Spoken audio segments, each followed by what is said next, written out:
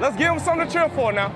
With the first pick, the Carolina Panthers select Bryce Young, quarterback, Alabama. Time now for the College Football Inquirer.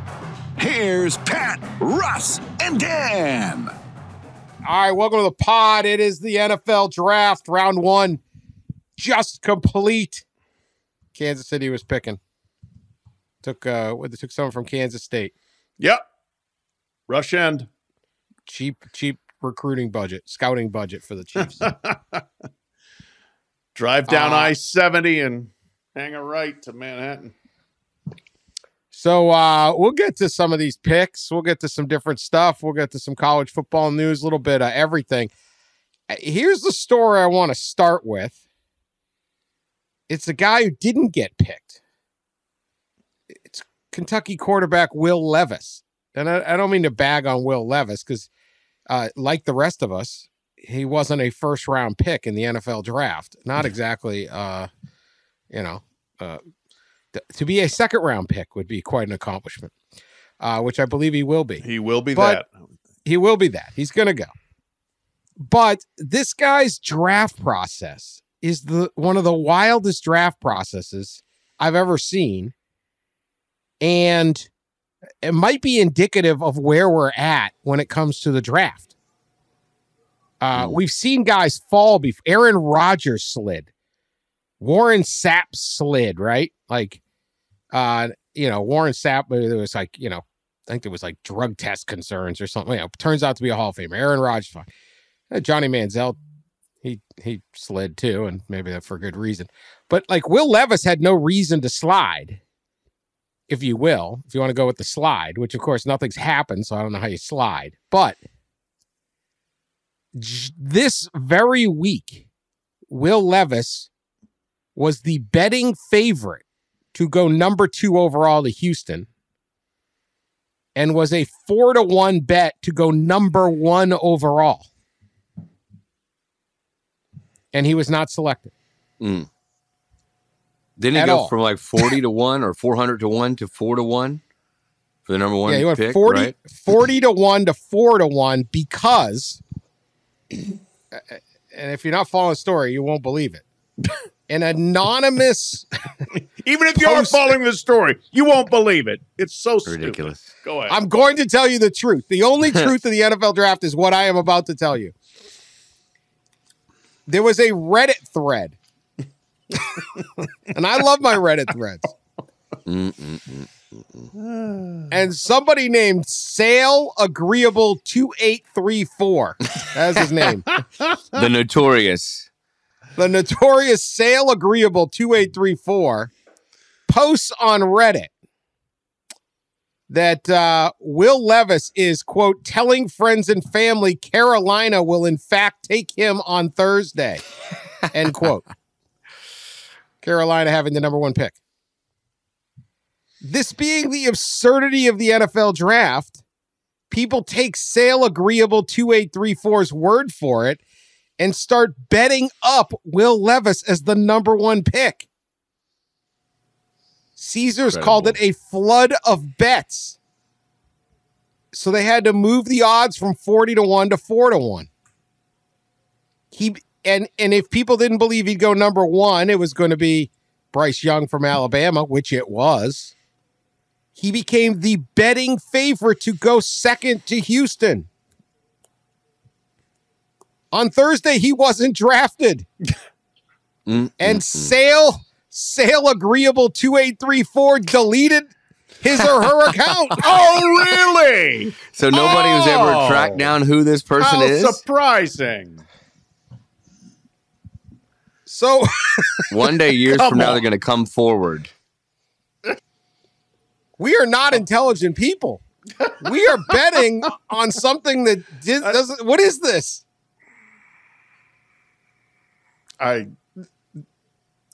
There's more. Oh, please. Okay, tell. there's even more.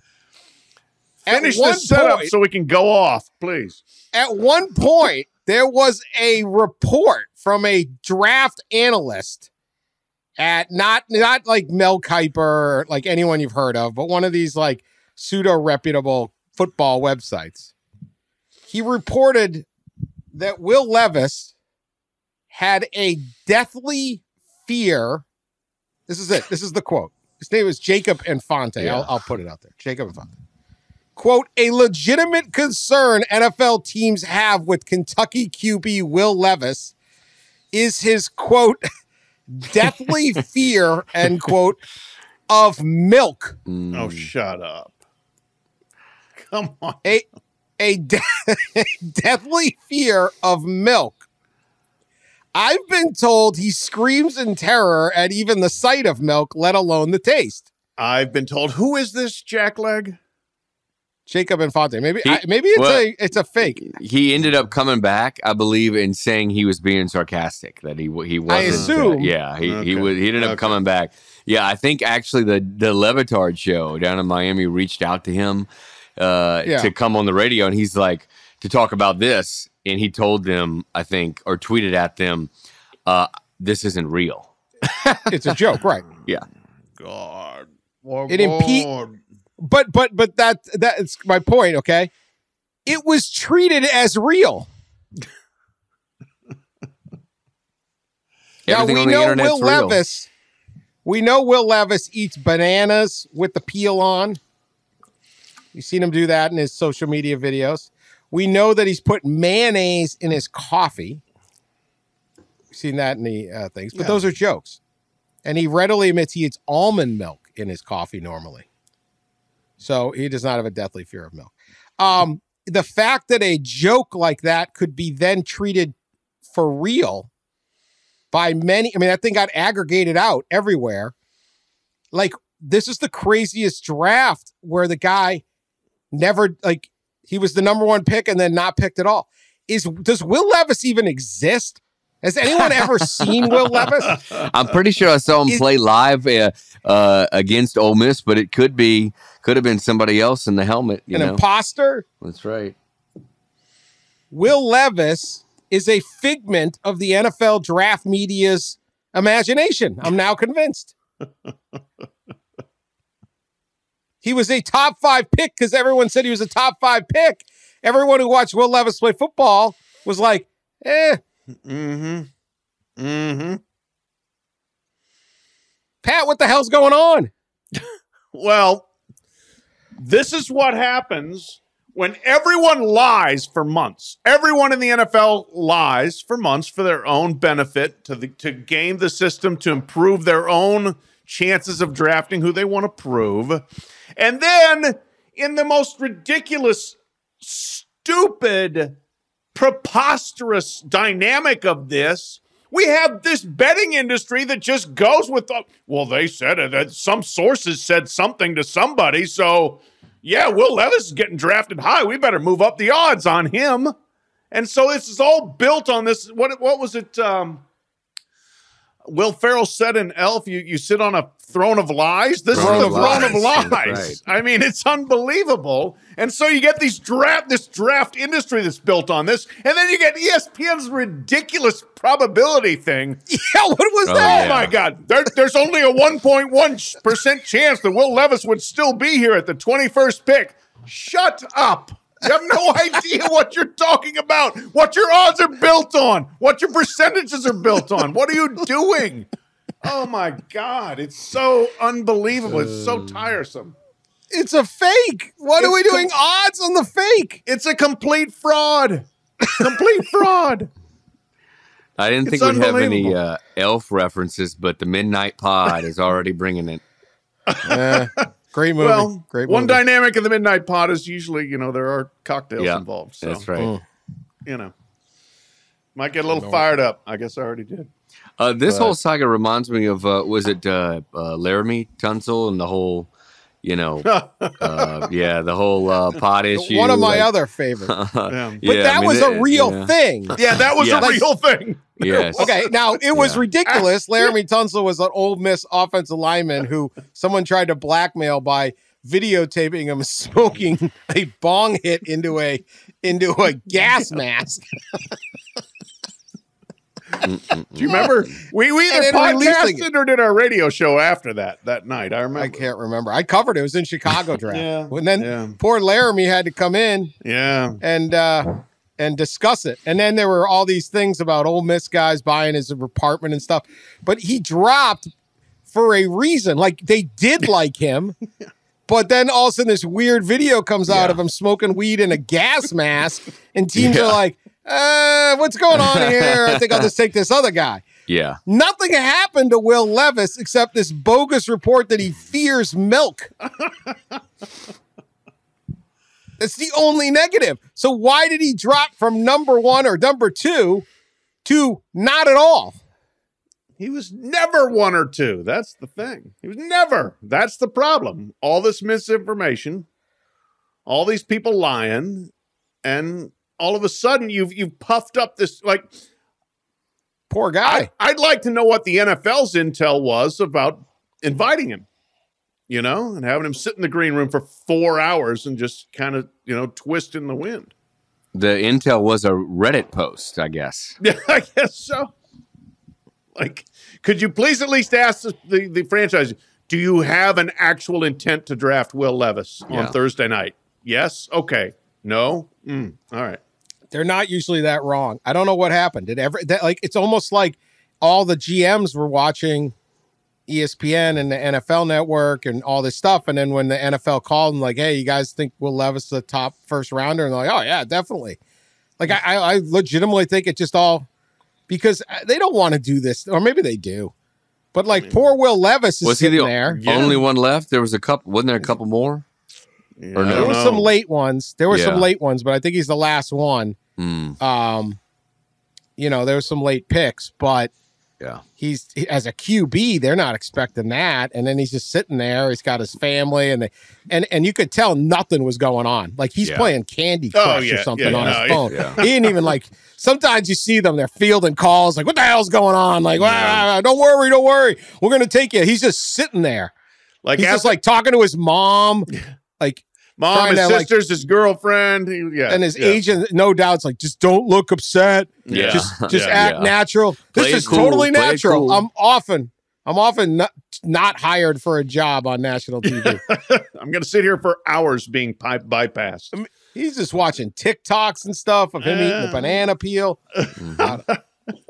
Once the Vikings passed on him, like they were the last realistic shot probably to draft him, and so then it was like the last 7 or 8 picks were just piling on. Maybe someone jumps up. I mean, you got the number 2 pick in the draft at number 29. Yeah. No, it was bad because all those teams have good QBs. Like, you're in the playoffs, so you're not in a whole lot of that. Like they were like Michael Mayer. I know I said his name wrong. How do you say his name, Pat? Mayer. I got ripped. Whatever. He doesn't play there anymore, Notre Dame. Michael Mayer didn't get brought to the thing. They knew. Yeah, right. He was at home, and that's the, I think there's a certain number of guys that get invited and some of them decline. I think probably for that reason. I don't want to be the last guy. Yeah. If you're kind of a borderline first round pick, it's like, I'll just watch at home. I'll have a bigger group. We'll be, So we saw plenty of guys who were at home get picked tonight. And that's probably the way I would play it if, unless you're Bryce Young, CJ Stroud. Although CJ Stroud was supposed to drop too, wasn't he?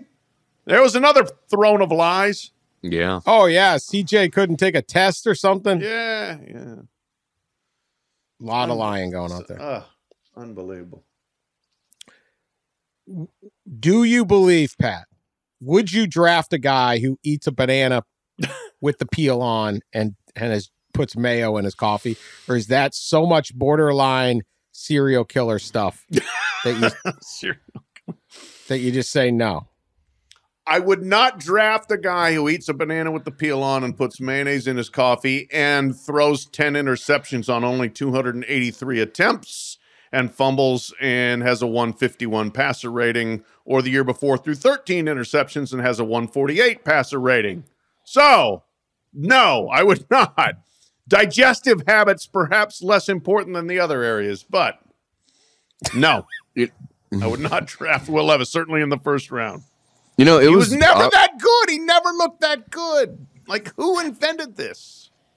I covered their game against at Ole Miss last fall, and as you guys remember, I mean, like Ole Miss didn't have the greatest defense. It was improved. They had a decent D line, but it was really hard to tell much about Will Levis because he was just getting run over because Kentucky's offensive line was a disaster. So I remember coming away from the game thinking the guy's got a strong arm, but obviously because he just chunked it down the field because he was on the run, it was just really hard to see anything about him. And a lot of their games were like that. It was really hard to tell because Kentucky's O-line was so bad. All right. Bryce Young. Ross. A little too small, or did Carolina make the right pick? No, I don't necessarily think it's too small. And I think plenty of quarterbacks through the history of the NFL have proven that size, so to speak, doesn't always matter. And I think that Bryce is a good one. And, I kind of opposite of Will Levis, right? When you watched Bryce play, well, number one, he certainly was on a better team behind a better offensive line, but you could tell his decision-making and his accuracy was much better. I covered, and Pat did too, and I don't remember, Dan, I think you were at the Fiesta Bowl, but we were at the Peach Bowl semifinal, and Stroud was amazing against Georgia. I mean, it was like unbelievable. So like one good. of the better, one of the better performances by a college quarterback I have ever seen in a big game, significant game. And so I'm not surprised at all that he moved. He kind of moved up and was too, because he put on a heck of a show against a defense that obviously is full of NFL players. Yeah, I think both guys have special talent. I am not sure either of them is absolute slam dunk. I will say I think next year's draft there are two slam dunks in Caleb Williams and Drake May. But I think both Bryce Young and CJ Stroud can be great. And they have the intangibles, they have the athleticism, they have the accuracy, they have the poise and intelligence and all those things that you need. I agree, maybe the two best quarterback performances I've seen the last 2 years was Bryce Young against Georgia and Ohio, and CJ Stroud against Georgia. Bryce Young in the SEC championship in 2021 when he was an absolute magician. And then CJ Stroud was similar, I thought, in that Peach Bowl. So, I mean, both of them showed against, the best defense in the country. Yeah, I forgot about that game against Alabama. He got out of everything. Everything. It was unbelievable. Unbelievable. Couldn't sack him. Couldn't put him on the ground. It was, just spectacular. So, and he put Alabama on his back a lot of this last year. And they didn't get to where they wanted to go, but it wasn't because Bryce Young wasn't awesome. No. Bryce Young to me is one of the best football players I've ever seen. Just pure college football player. Just terrific. Now, does that work at the next level? We're going to find out. But no doubt about his ability, performances, maturity, the whole thing. Same with CJ on all that stuff. The two games I saw CJ Stroud live were both against Michigan. So a different perception of him. But I certainly watched him plenty on television.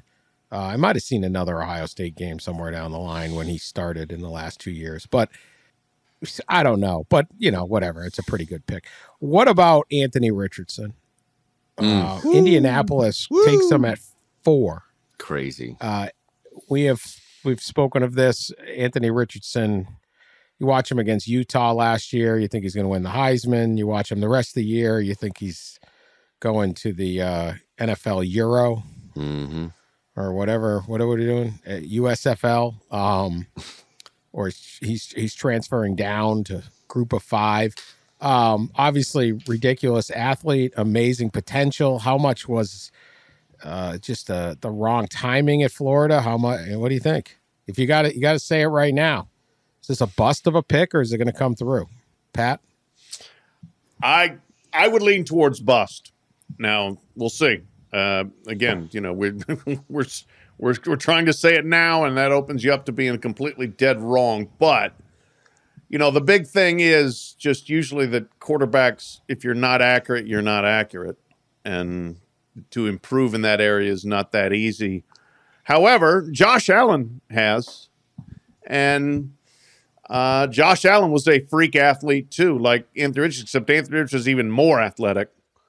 You know, there's got to be enough that people have seen to be willing to take a top 5 risk on him.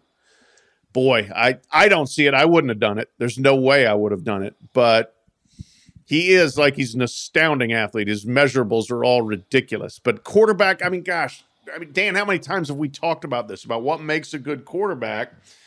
It's not necessarily that. It's so much read process accuracy, work like a maniac. And he might be read process and work like a maniac, but he hadn't been that accurate so far that I've seen. I've not seen a polished quarterback. Now he can get there, but boy, you're asking a lot, and I think you've got to give him a long runway. 2 years at least probably on the bench before you're asking him to step in. Yeah, it's hard to say that somebody so incredibly athletic and put together would be a bust. But like you said, for the position, the things that you need most, he struggled, with accuracy. And I was talking to some members of the Florida staff right after the combine, which he obviously lit up completely. And I'm like, what? Like, how did this kid not, win the Heisman? And how did you guys not go 12-1 or something? And the answer was pretty quick. And it was one decision making in processing through the reads, and then 2 was the accuracy. But I mean, if he can't play quarterback, can he play something else? I mean, he's just a freak.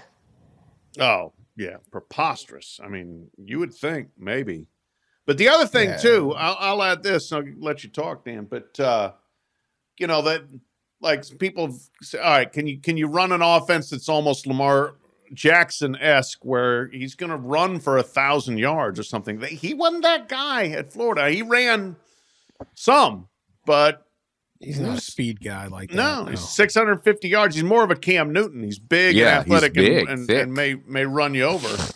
Yeah. But nobody has made these guys more money than Josh Allen. Yeah. Josh Allen, same thing, right? Can run big, horrible accuracy. Just, up in Wyoming, he threw 56 junior year 56%, senior year 56.3%. Career 44 touchdowns, 21 interceptions. Gets drafted by Buffalo. First 2 years in Buffalo, 52%, 52.8, 58.8. He wasn't that good in Buffalo. 16-game season, 2019, he threw 20 touchdowns and 9 interceptions, and then kaboom, it hits in 2020. And I think everyone's sitting there like, well, Josh Allen. Like, every one of these guys should send Josh Allen, some flowers or something. Yeah. So thank you. Mm-hmm. I don't know. I don't know. There's a lot of work to do with Anthony Richardson. I'll put it that way. There's a lot of work. I would say it's more likely or not he doesn't make it, but I don't know what that's worth. But the Colts, desperate for a QB, taking it. All right, other story of this draft, running backs. Bijan Robinson goes 8th to Atlanta. Jahmyr Gibbs of Alabama goes 12th to Detroit. Before any wide receivers are taken, 2 running backs. Think of that, Ross. They're hell of a good players. Yeah, that's why they are. They are the Bijan mustard heading to Atlanta, right? Is that right? Falcons? Yep, Bijan Mustardson. Bijan Mustardson. Bijan Mustardson. That's right. That's right. That was his NIL. Yeah. I think I want to say during the draft, the ESPN may have said like the last 3 years of the first round combined for like 16 or 17 receivers or something like that. And I think we didn't get our first one till 20, right? Pick 20. Yeah. Which is wild. It was like 4 in a row, but they were really late. Jackson Smith and Jigbo. Yeah, and that surprised me. But Bijan's an incredible player. And they say running backs now, right, dime a dozen sort of thing. And you don't see him picked. You don't see him picked in the first round, right, that often. It would almost seem lately. It feels like that anyway. I don't know what the stats are, but he's an incredible electric player. Falcons got a good one. I sat down with him over the summer, maybe, or last spring when I visited Texas, and we talked to like a little NIL stuff, and like really smart kid, like kind of wants to do the entrepreneur stuff, and you saw it with the mustard and all that stuff. So I think they got a good one there. Yeah, I think he's a star running back. What that amounts to these days, I don't know, but I think he's a 1,000-yard rusher. I think he catches a bunch of passes. You can move him around. You can do a lot of stuff with him. So I think he's really good. I think Jahmyr Gibbs can be very good too, and also versatile because he can really catch. He can fly. Yeah. And so that's part of being the running back trade now is you've got to be able to split out and catch and play different kind of areas of the field. I think Bijan, one of those guys, like, to me, he just stands out above the rest of everybody else at his position significantly enough that if you need a running back, you get the one who's obviously the best. And I think the Falcons did there. Can I give you a stat, Dan? Can I give you Ross? Fire away. Yeah. Dude, it's like almost 1 a.m. You can do yeah.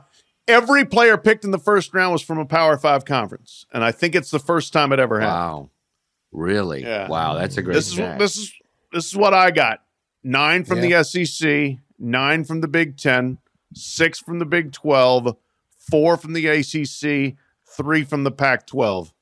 Nobody else outside of that. Not even Notre Dame, which really is a Power 5 team, but an independent.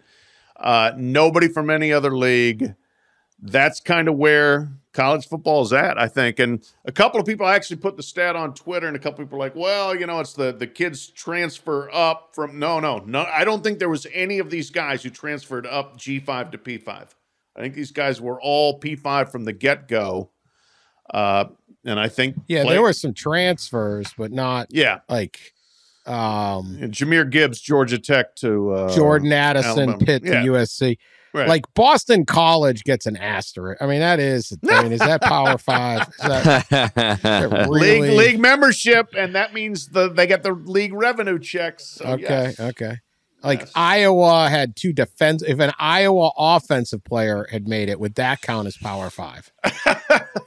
Only if it's a lineman, because that's the only. That's the only. Yeah.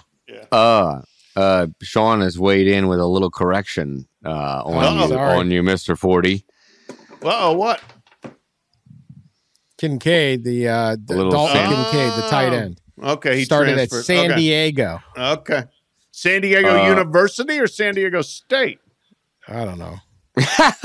Sean, it's late. San Diego University, FCS. Oh wow, yeah, Toreros. Yes.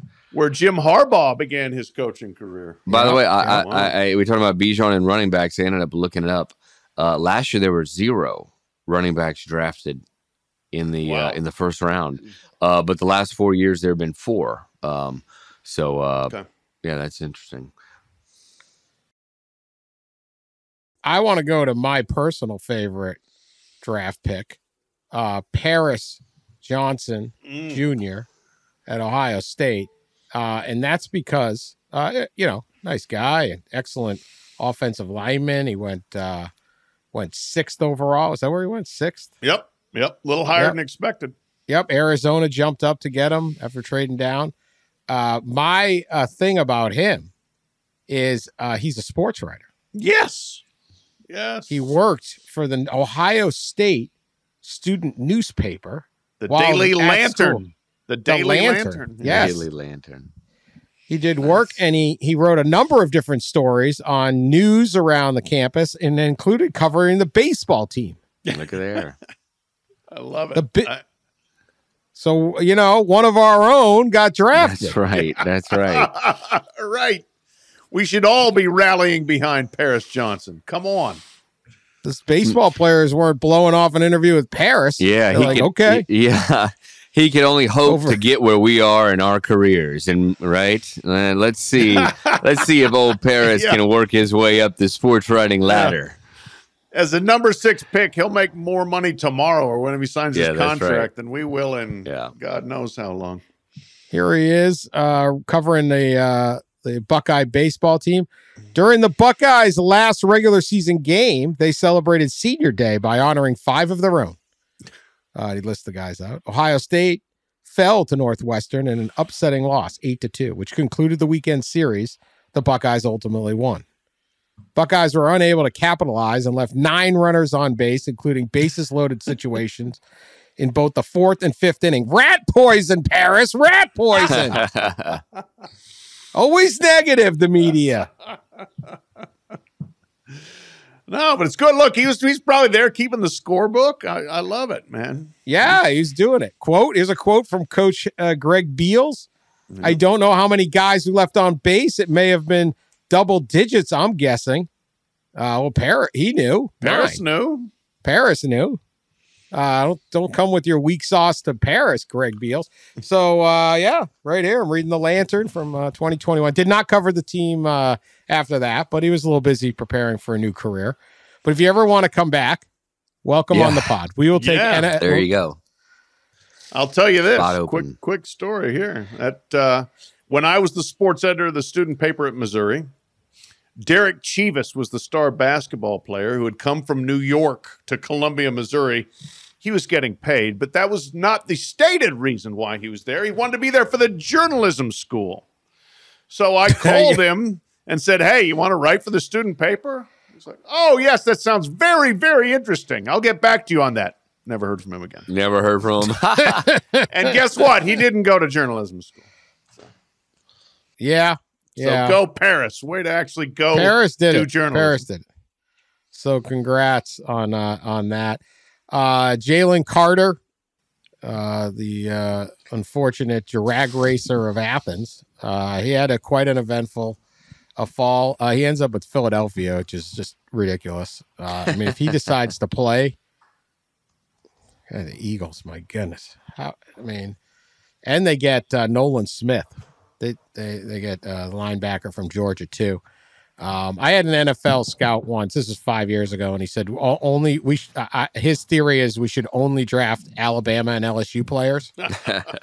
Basically, let it all sort out and just instead of flying all over the country, just pick.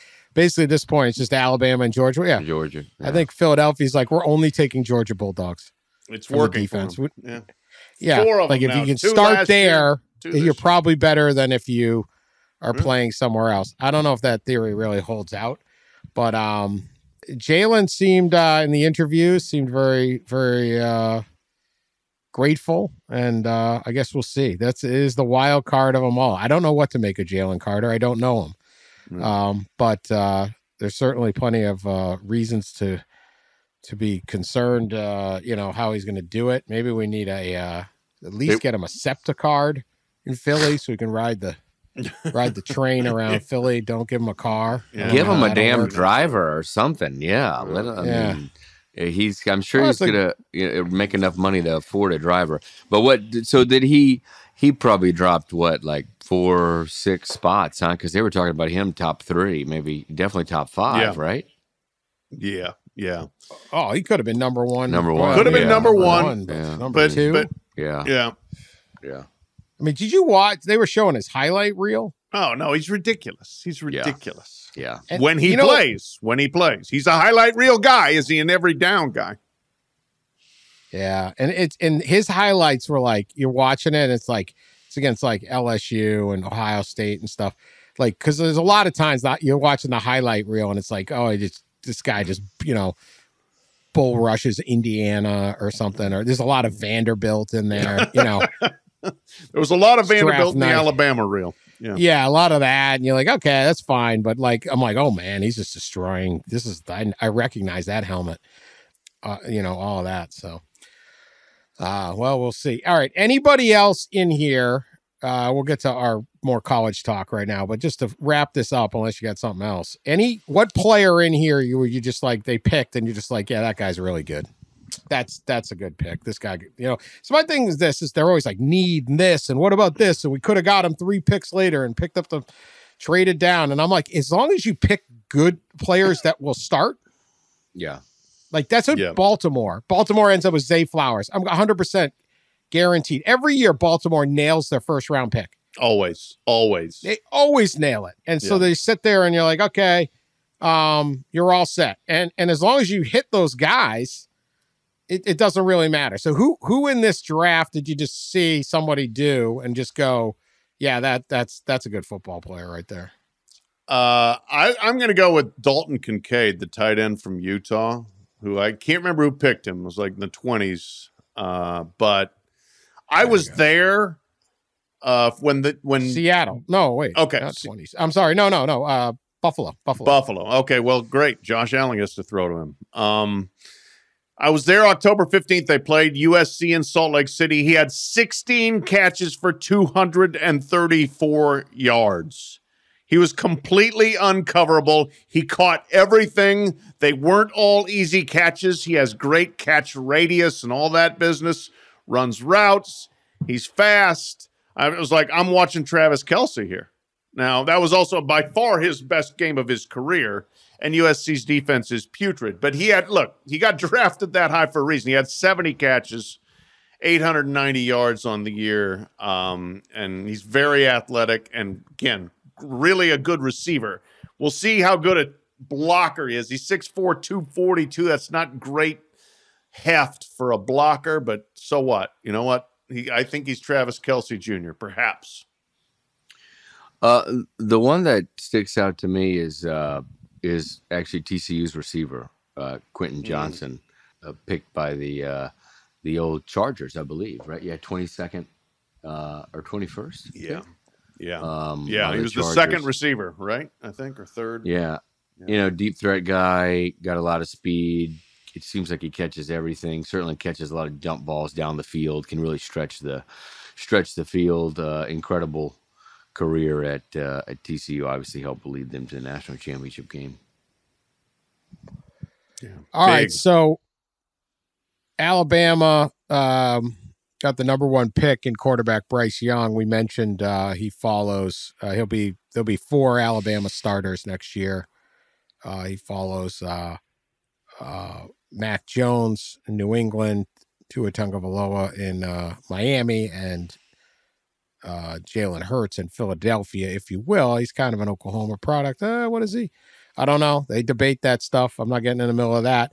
All that said, is Tyler Buchner the next Alabama starter who will be in the NFL? Tyler Buchner. Tyler Buchner announced his transfer on draft day, tried to overshadow the draft. Yeah. From Notre Dame, where he backed up, he lost the starting battle to Sam Hartman, who had arrived from Wake Forest. And instead of sticking at Notre Dame, he follows his former offensive coordinator, Tommy Rees, to Tuscaloosa and becomes the 5th quarterback on the Crimson Tide roster. This is fascinating. We talked, I think earlier this week, that nobody looked good enough in the Alabama spring game, but this is kind of a pull the ripcord bit. I saw a great joke, meme or something where it was like, they're like, oh, so you're going to run the Notre Dame offense at Alabama, but with better players, right? And then it's like some, right? Yeah, he's going to play for his old offensive coordinator. But what does it say about Alabama that they're going for Notre Dame's backup? Not great. Not great at all. Concerning, I would think. I mean, there was a rumor during the spring, or not spring, the winter portal, that they were after Drake May at North Carolina. And then there was a pretty loud reports from the Miami Herald, I think. I don't know if they specifically mentioned Alabama, but Miami's quarterback was, there was a rumor that he was going to transfer, and a lot of people thought it was Alabama. So I think Alabama was certainly looking. This one certainly stunned me that they would And I don't know if it's the offensive coordinator connection, but there are not very many options out there. Florida's in the portal on the hunt. Auburn's in the portal on the hunt. These SEC programs, there's just not any quarterbacks out there. And the last I saw from, I think some Alabama beat writers had said Jalen Milroe, who was kind of, in a way, he was in the battle and kind of was a projected starter, I believe, with the redshirt freshman Ty Simpson, that Milroe was going to stay. That his family had said they're staying at Alabama and going to compete. But this one was a little surprising and probably tells you a lot about the Alabama quarterback situation, that they would go out and get a guy, right, that basically is a backup elsewhere who lost the job. Yeah, I agree, Ross. I think this is a warning sign for Alabama's quarterback situation, which we had talked about. Like I didn't think Jalen Milroe was anything spectacular, and if Tyler Simpson can't beat him out, then okay. And now you're going to bring in Buchner, and it's like, ooh, okay. If that's the group you're choosing from, I'm not sure you're going to have an elite offense. So, again, this may be Saban kind of giving some latitude to Tommy Rees. Tommy Rees saying, "Look, trust me, this guy, we can win with this guy, or at least we can play this guy in case of emergency, break glass, But it doesn't look like the Alabama quarterbacks we're used to seeing over the last 5-6 years. But like, if Tommy Rees believed that, first off, Tyler Buchner was not that good last year, and he got hurt. Right. But he wasn't doing anything before. No. I think he had 6 touchdowns. Is that right? 3 touchdowns, 5 interceptions. 5. That's it. 3 and 5. I mean, Notre Dame. Tommy Rees is at Notre Dame when they decide to go get Sam Hartman. Mm-hmm. So if Tommy Rees doesn't think that I think it's fair to assume he did not believe Tyler's back, we're good. They also tried to get CJ Carr to come in early. Now, I don't know if you're going to play a true freshman, but Carr didn't do it. He's not arriving a year early. He's still a high school senior. But that's kind of how desperate they were. So if Tommy Rees doesn't think Tyler Buchner's good enough to lead Notre Dame, and they go out and get Sam Hartman, I can't believe the argument of, hey, Nick, this guy's good enough. Well, if it was he wasn't good enough at Notre Dame. Right. I mean, maybe that's maybe he's better than these other guys. I don't know. That's how down Tommy Rees was on the quarterbacks at Alabama. Yeah. I don't know. Or if he's out there looking for a little security blanket of at least, hey, I got a backup that I know, and we can, Is he a backup? Why is Tyler Buchner going to Alabama to be a backup? Well, he's going to be the backup at Notre Dame for sure. So, I don't know. I mean, look, we can't necessarily read all the tea leaves. I will say this. Either way, I don't feel very good about where Alabama's going at their quarterback. Yeah. Concerning for sure. Yeah. But I think it's a security blanket, but also, if the kid was already going to transfer, might as well throw another one in the room to see if you can, just kind of roll the dice on another one to see if maybe it fuels competition, right? It makes, coaches always talk about more competition, the better. It fuels things and players improve. So maybe it's part of that as well. But yeah, it's an odd one. I mean, this guy was 3 touchdowns, 5 interceptions. He completed 55% of his passes last year. Ho-hum. He was pretty good in the bowl game against a bad South Carolina defense. And other than that, he didn't show anything. Coach Prime. No boy. He's getting a little blowback. Although this is just like the reality of when you flip a roster. But he's had, I don't know what number we're up to. Do we know what the number is now? Oh, man. 18 in the first day. I think 28 players. This could be late. 28 players since Monday have entered the portal. 41 since April 15th have left Colorado. You have your normal guys leaving.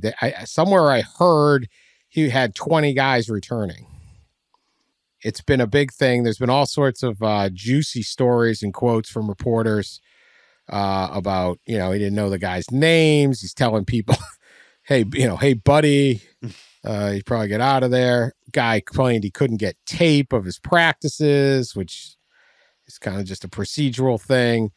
Obviously, there's a lot of bitterness about Coach Sanders. Thoughts on all of this, Pat and Dion, flipping a roster, which we knew he was doing, but it's different when you see it in reality, I guess. Yeah, for some people. Yeah. So a couple of things is the scope, like the scale and the openness of it is unprecedented. But this is what has gone on for a long, long, long time in college sports is players get pushed out, players get cut. It's usually not this open. It's usually not in these sorts of numbers, but it happens. And here's the thing. Dion said it was going to happen. He called it. He said it in December. He said, y'all basically get ready to transfer. I'm bringing in my guys. I'm bringing in my Louis. And he took over a 1-11 team. He didn't have a lot of Louis there. So the Louis was coming from the inside or from the outside. The other part of this now, too, is where I think institutionally you're going to stomach more of this because the players have more freedom than ever, which means they're also more disposable than ever. If they can come and go, you can tell them to come and go. So this is college football 2023 taken to the high level. We've pushed the envelope on where this is going in Colorado. This is the kind of the logical extreme of it. But this is what's always happened. It's just more open. It's just more numbers. And then B, welcome to the real world and the modern world. Yeah, there's that little NCAA rule that kind of gets overshadowed. A first-year coach can end scholarships for players, and we see it happen quite a bit. In fact, Billy Napier did it in turnover the roster last year pretty significantly. I think there's two big differences here. Pat touched on some of it. Number one is it is happening more significantly than ever. I mean, I've got the number. Dan mentioned the numbers, and I don't know. Here's like some updated stuff. 41 scholarship players from Colorado have entered the portal since the window opened, April 15th. 28 of them entered after the spring game. So that is more significant, obviously, than normal. But the second thing here is that the coach is not dancing around it or not hiding from it. He is just out there with it, right? He is just full throttle out there with what he's doing. I mean, I think he gave a radio interview, right? And he said something about the old furniture, getting rid of the old furniture. I'll say this, probably not. It's nice to have that brutal honesty, as reporters love brutal honesty like that. Probably not the best time to do it. We're right in the middle of a lot of transition in an evolution of college athletics. A lot of court cases are ongoing. And I just got in from Dallas, where I was there for a couple days at CFP meetings, and there were commissioners there. The 10 FBS commissioners and Jack Swarbrick on the CFP management committee. And one of the commissioners mentioned to me earlier this week, quote, "We gotta stop this stuff from Dion," because I think they know everything he's doing and saying is going into a file from a lawyer's taking it and putting it into a file for a court case at some point down the road, or a current court case that's going on, or it's going to be brought up in a congressional hearing about athlete compensation and cuts in employment. So not the greatest time. We love the blunt honesty, but not the greatest time, Coach Prime.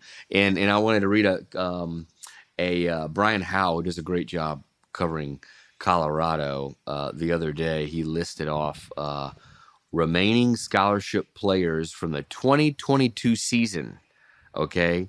I'm gonna. He put this list is so short. I think there's 21 of them. 21 remaining scholarship players, but he listed 22 people. It's so short. He had to throw in Ralphie the Buffalo. Well, yeah, Deion's not messing with Ralphie. No, that's the one person he's not going to mess with, or the one entity. The one. So, look, the optics, everyone's all fired up. Look, I don't think there's any question. Coach Prime is extremely colorful and entertaining. In person, he's probably a complete jerk. I think if you're not his very guy, accurate. Yeah. Total, absolute dismissal of you. And he's not going to care. There's no pretending. There's no... Right. He's just like, hey, buddy, you're out of here. Right. Yeah. There's no like, well, Jack, we think you did a lot of good work here. Mm-hmm. And I want to shake. You're going to do some good stuff. Call me if you ever need anything. Right. There's none of that. No. It's like, don't call me. Don't call me. Whatever. I think he's probably an absolute jerk. He's a terrible person to be around if you're not his guy. If you are, then you love him. I don't care.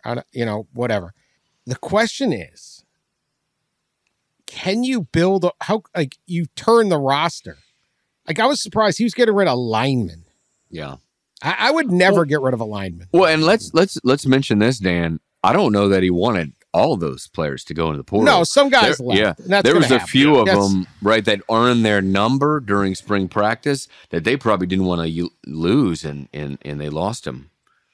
Right. So that's going to happen, but there were some, to me, he needs linemen. He needs a ton of them. Yeah. That defense looked terrible in the spring game or whatever that thing was, but I don't even know who's still going to be there. This is still probably a 4-win team. They have a hard schedule. I mean, they could start like 0-4. I think their schedule's really tough. Yeah, I think they could realistically start like 1-4. Or so. Yeah, I'll have to pull up their schedule, but it's pretty tough. There's one really winnable, maybe like an FCS Nebraska right off the bat. Opponent. Okay, so here's their schedule. It's at TCU, hosting Nebraska, hosting Colorado State. That's the one you would think they would win. They should win. At Oregon, hosting USC, at Arizona State. I mean, they could absolutely start 1-4, no doubt about it. Yeah. Well, and which is not unusual actually for Colorado to start 1-4. This team was so bad. They were 1-11, but of their losses, they lost by an average of 34.5 points or something. Also, and that's why the guys he's getting rid of are bad football players almost uniformly, not completely, but Also, what to piggyback off of what Dan said earlier about Deion is, he's from afar, right? He's entertaining, but up close, maybe not so much. He's all kind of business and very blunt and maybe kind of a jerk. How is he going to handle losing? Which he has not done. Yeah. Hasn't done it a lot at all. He'll promote. He'll keep promoting. I mean, I look at this season. It's almost like he's hyped it too much. A lot of hype. I think if he wins 4 games, he's done all right. I mean, there's only so much you can do. Now you bring in all these guys, but how do you build a team? This isn't like an AAU team. No. Like even when you watch you watch Coach K and John Calipari try to do it in basketball, and it's a struggle. Right? Yeah. Like some years they get it together and the team's great when they just would bring in their one and dones. And then other times, it's feast or famine. So that's going to be interesting. The thing, go ahead. No, the one problem too with like being that brusque with the players that you're not that interested in, to not caring about the backups or the guys you didn't inherit, to playing favorites. It's going to be tough in recruiting. And it's going to be tough to build depth and build quote unquote culture in the locker room, right? Because all the parents want to know, do you care about my kid? Mm-hmm. And if you show no sign of caring about my kid, then my kid's A, not going there, or B, if he does go there, he's transferring. And imagine the negative recruiting. Oh, for sure. And you need, again, to like the Dan's point, you need like 10 linemen on each side of the ball. You need depth to play in major college football. And you can't just be like, well, I only care about 5 guys here, so screw you. That's not going to work. I mean, I can imagine a rival school, USC, Oregon, whatever, taking this quote, right? Dion said he had to clean out the old furniture. You're talking about 18, 19, 20, 21-year-olds. That will be used on the trail. Yeah. I also wonder if this is going to be like those Cliff Kingsbury teams that were just all offensive players. Yeah. Right. So I signed 7 slot receivers and 2 linemen. Is that a problem? Right. Yeah. Well, so I mean, look, we're going to see, and I'm a believer that this is going to be fascinating. It's better for Colorado than whatever. This is the Colorado 2023 class, high school class. Now, granted, he had no time to put this together. Cornerback, running back, wide receiver, edge, linebacker, QB, cornerback, offensive lineman, wide receiver, linebacker, wide receiver. I noticed a trend. Not a lot of heft. Yeah. That's a lot of wide receivers, man. Yeah. That's a lot of Shedeur Sanders needs some guys to throw to. 6 wide receivers. He's got 33 coming in. So look, he's got older linemen. I don't know. This is gonna be wild. Ross, you were at the playoff meetings. What is new? The schedule is been officially set for 2024. Tell us about it. Yeah. They really zeroed in. I think we talked about it back in October at a meeting in Dallas. They kind of zeroed in on the dates and we reported them, but now they maybe more so made it official and somewhat announced it. We'll have I think there'll be more of a release or statement the next few days, maybe next week, that officially announces everything. So to set the scene here, this is the 2024 playoff. So the first expansion, first 12-team playoff. So the first round, which we played at home campuses, of course, you'll have 3 games on the third Saturday in December, the third weekend in December. And then you'll have 1 game probably that Friday night. And so those 3 games on Saturday will go up against the NFL regular season games. That's the NFL's first weekend that they play on Saturday. So that's the first round. The quarterfinals will be played on New Year's Day, 3 of them. And then 1 will either be played on New Year's Eve or January 2nd. Kind of depends on how the calendar. I think that's still kind of up in the air. I'm assuming it's going to be on New Year's Eve, but who knows? And in the semifinals, and this is the one that people are probably most upset about. The semifinals are about 10 days after New Year's Day. It's, I think, on January 9th and 10th, which are a Thursday and Friday.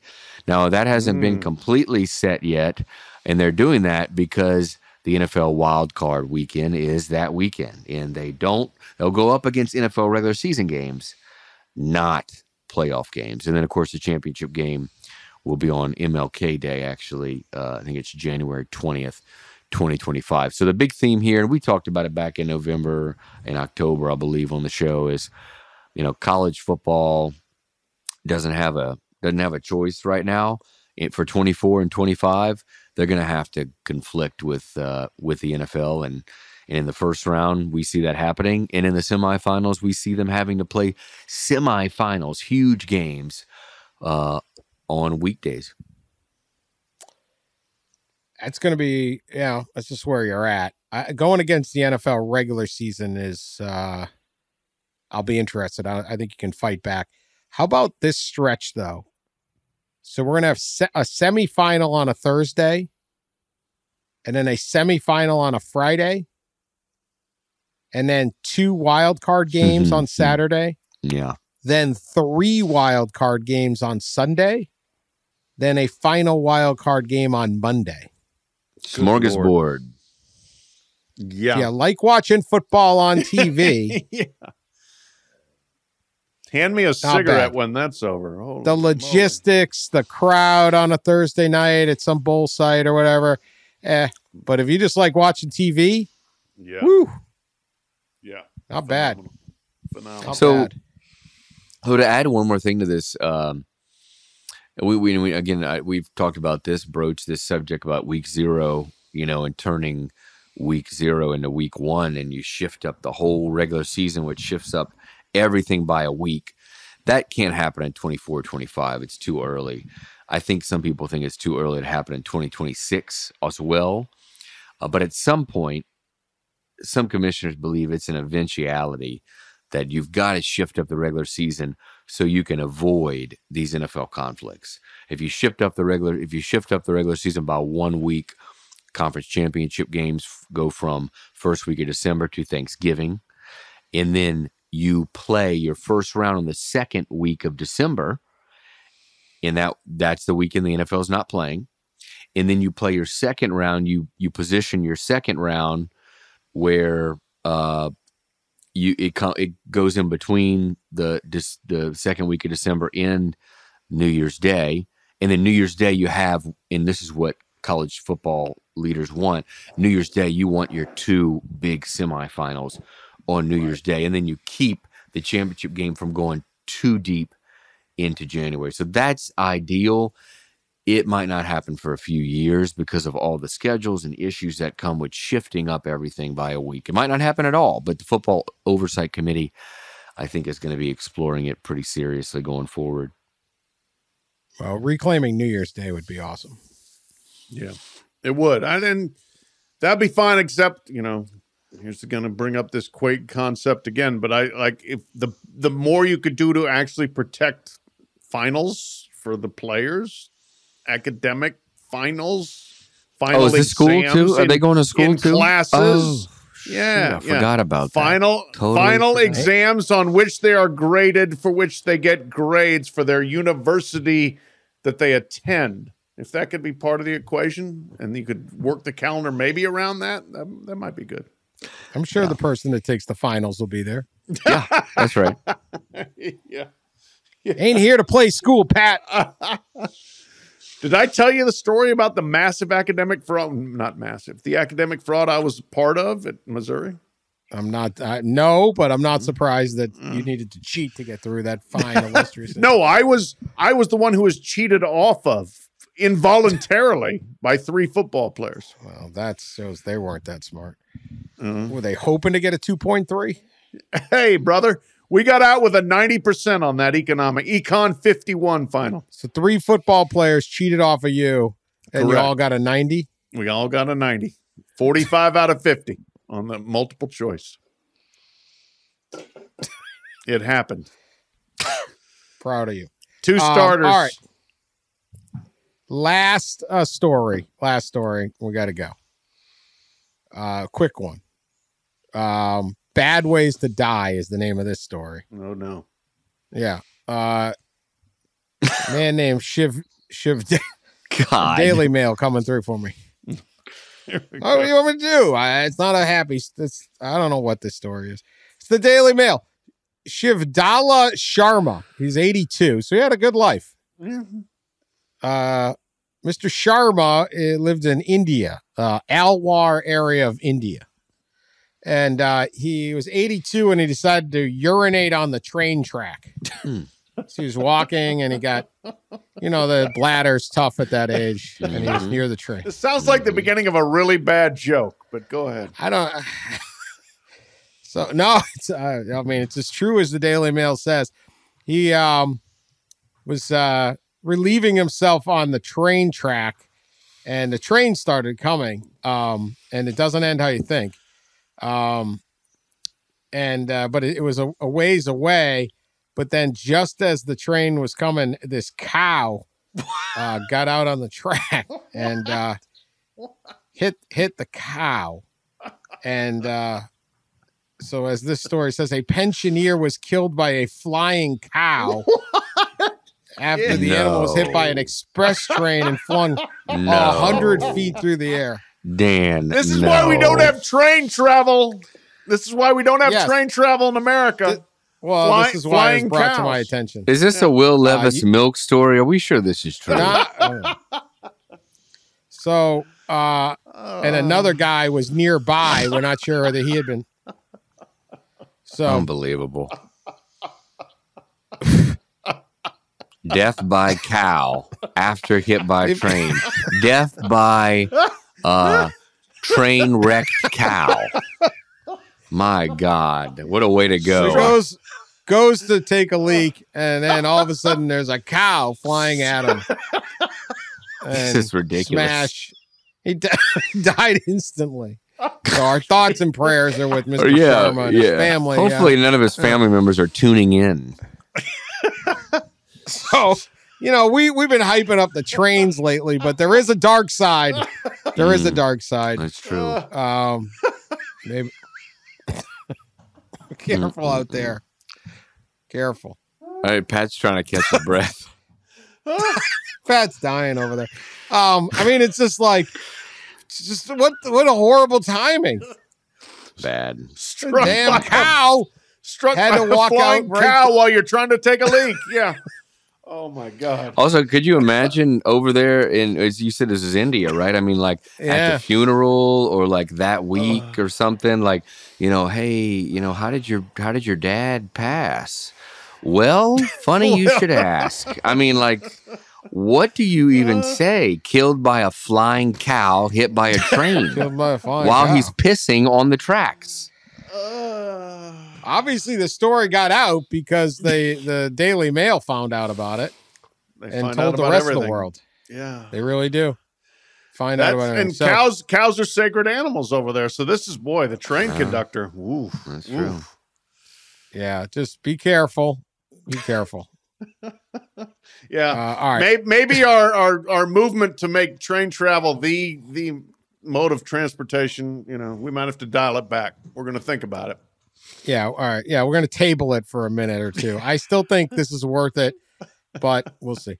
All right, we got to go. We'll be back next week with more draft talk, more stuff going on in college football. Never a dull moment. Subscribe, leave us nice reviews, tell your friends about us, and we will talk to you later.